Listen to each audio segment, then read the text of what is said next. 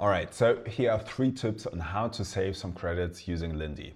First, if you have like a high volume trigger inside your workflow, something like if you receive a lot of emails, you want to really filter events on the trigger, right? And you can do so using this checkbox right here.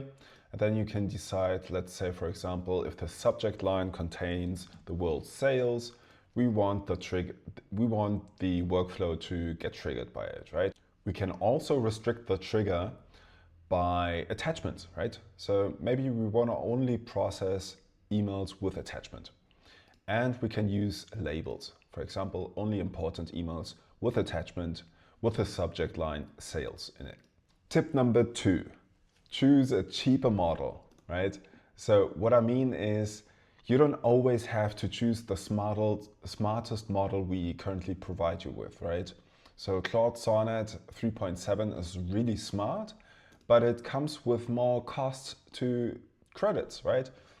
You can use something like Gemini 2.0, which is really fast and really cheap as well, but not as smart. So depending on the complexity of your tasks, you should play around with what models you want to use, because it can drastically reduce the amount of credits you're going to use for your workflow. Tip number 3. So if you have a workflow with something like this, for example, you extract web page text for multiple websites, maybe, let's say 10, 20 or 30 websites, what you want to do is you want to use the clear context action right here.